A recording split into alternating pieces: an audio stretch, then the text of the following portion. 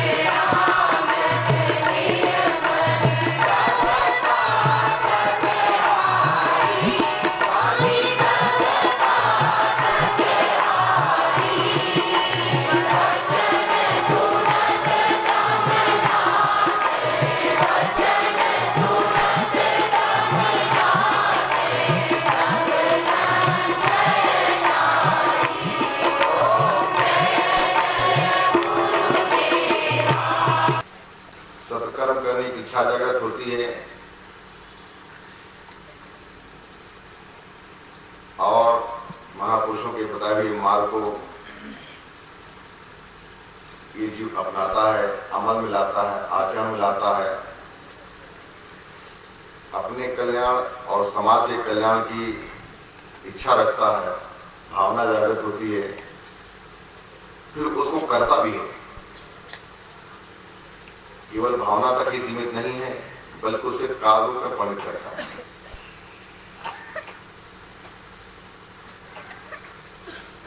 विवेक के बाद ही विमल विवेक आएगा, जिसमें किंचित मात्र में विक्षेप नहीं होगा, किंचित मात्र में मल नहीं होगा। ऐसा व्यक्ति संयम और सदाचार को अपनाता है। जैसे दर्पण कुछ मैल लग जाए तो उसको हम साफ कर देते हैं, उसी प्रकार से विवेक जब देते हैं तो हम सफाई चालू करते हैं, और सफाई होते होते जैसे दर्पण एकदम साफ हो जाता है, उसी प्रकार से जब चित्त साफ हो जाएगा, अंतःकरण साफ हो जाएगा, विमल विवेक प्राप्त होगा। दर्पण वही है, केवल मल को साफ करना है, अपना स्वरूप स्पष्ट दिखाई पड़ता है। दर्पण कोई नहीं बदलता है, बल्कि उसमें आच्छादित मल को साफ करता है। उसी प्रकार से हमारा जो अंतःकरण है, इसमें आच्छादित जो मल है, उसी को साफ करने की आवश्यकता है। अपना ही स्वरूप चित्त में दिखाई पड़ेगा। जिसको अपना स्वरूप चित्त में दिखाई पड़ता है, उसी को अपने अंतःकरण में बैठे परमात्मा भी दिखाई पड़ते हैं। जिसका स्वयं का चित्त साफ सुथरा नहीं है, तो अंदर बैठे हुए परमात्मा दिखाई नहीं पड़ते हैं। हम तो बाहर घूमते फिरते हैं कि हम बाहर परमात्मा का दर्शन करेंगे। अरे भैया, पहले अंदर करेंगे फिर बाहर देखेंगे। हम दर्पण में अपना स्वरूप पहले देखते हैं, और जब घर से बाहर आते हैं तो दूसरे लोग देखते हैं।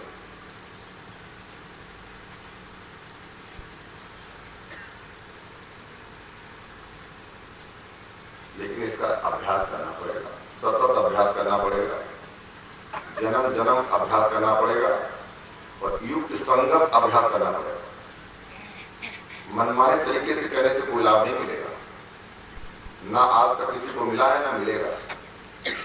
युक्त संगत जो अभ्यास करेगा उसको निश्चित रूप से लाभ मिलेगा। इसमें कुछ संदेह भी नहीं है कि अभ्यास करेगा और लाभ नहीं मिलेगा, ऐसा नहीं होगा।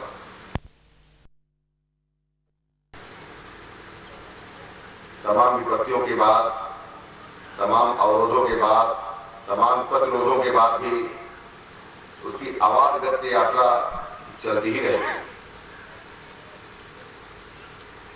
साधन की रक्षा तो भगवान करते हैं, जीव नहीं कर सकता अपने साधन की रक्षा। लेकिन जब हम चलेंगे तो साधन की रक्षा करेंगे, जब हम चलेंगे ही नहीं तो साधन की रक्षा क्या भगवान करेंगे? हमारी इच्छा ही नहीं हो जब चलने की।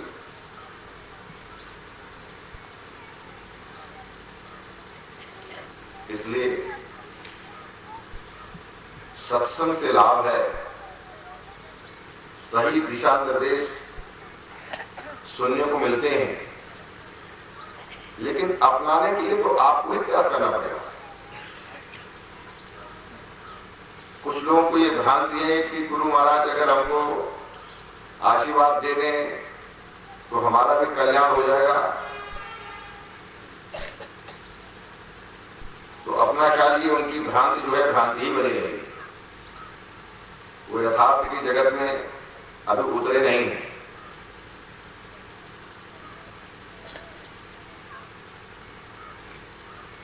इस आशीर्वाद की वो कामना करते हैं, ये हमको आज तक जानकारी नहीं हुई। ये क्या कम आशीर्वाद है कि सत्संग में आए हुए लोगों को सही दिशा निर्देश बताया जा रहा है, और क्या आशीर्वाद की आवश्यकता है।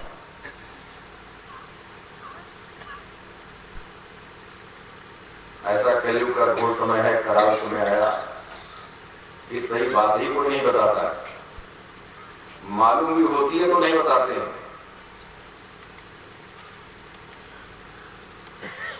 अगर बताते भी हैं तो उसका मूल्य निश्चित रूप से ले लेते हैं, और अगर लाभ नहीं मिलता तो दोषारोपण आपके ऊपर ही करते हैं। मूल्य भी ले लेते हैं, धन संपत्ति भी ले लेते हैं, दोषारोपण भी आप पे करते हैं कि आप सही रास्ते को अपना नहीं पाए। ऐसा कराल कलयुग का समय चल रहा है।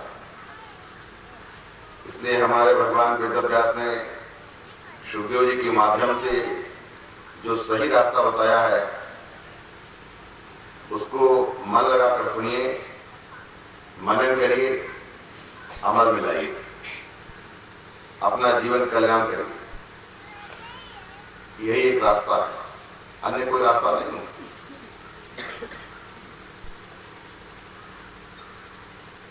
बहुत कठिन कठिन भी आख्यान आते हैं, उदाहरण आते हैं, सिद्धांत बताए जाते हैं। अगर सब समझ में नहीं आती तो कोई बात नहीं, लेकिन एक आध बात जो आपके मस्तिष्क पर बैठ गई है और आप अपनाने में सक्षम हैं तो उसका अभ्यास जरूर करना है। साहित्यिक दृष्टि से पांडित्यपूर्ण उपदेश ये सबके लिए नहीं है, ये तो मात्र विद्वानों के लिए है। ये विद्वता का आभास है और कुछ नहीं। सरल से सरल भाषा में, जिसे गोस्वामी जी ने कहा कि हमने ग्राम्य ग्राम्य भाषा में लिखा है, इतना बहुत ज्यादा साहित्यिक और पांडित्यपूर्ण उपदेशों को सुनना, फिर उनका उच्चारण करना, फिर उसके बीच में साथ साथ करना, ये सब बहुत ज्यादा आवश्यकता नहीं है इसकी। अगर आपको प्राप्त है, आपका इतना बुद्धि बल तेज है, गुनगुना सकते हैं, संत सभा में बैठकर चर्चा भी कर सकते हैं। जहां तक तर्क वितर्क की बात है वहां तक ठीक है, लेकिन कुतर्क होने लगे तो चुप हो जाना चाहिए या हट के चला जाना चाहिए। इसी में भलाई है, इसी में भलाई है। और सुन करके भूल गए, दौड़े दौड़े आए, दौड़े दौड़े चले गए, जो सुनाया गया वो भूल गए। बाद में दूसरों से लोगों से पूछते फिरते हैं कि भाई हमारे कल्याण का रास्ता क्या है। कथा सुनते हैं यहाँ, सत्संग करते हैं यहाँ, पूछने जाते हैं तांत्रिकों से। तमाम लोग मोती मूंगा वगैरह हाथ में पहने हुए हैं, उनसे भी पूछने जाते हैं कि हमारा कल्याण का क्या मार्ग है। कुछ लोग मस्जिदों, मज़ारों, समाधियों, पंडित, पुजारी, ज्योतिषी, मंदिरों में जाकर के माथा रगड़ते हैं। ये सब आपकी भावना है, इसके बारे में हमें कुछ नहीं कहना है। लेकिन जो वेदों में है, पुराणों में है, उपनिषद में है, भगवान वेदव्यास ने स्वयं बखान किया है, और उनमें से भी जो श्रीमद् भागवत है, भगवत गीता है, संतों के द्वारा रचित रामचरितमानस है, चाहे वाल्मीकि जी की हो, चाहे गोस्वामी जी के द्वारा हो, वो रास्ता हमारे ख्याल में सच्चा है। भले ही अपनाने में थोड़ी कठिनाई आ रही होगी, अच्छे रास्ते चलने में कठिनाई आती है, लेकिन रास्ता वही सच्चा है। बाकी दूसरे कितने रास्ते सच्चे हैं झूठे, उसके बारे में हमें कुछ भी नहीं कहना है।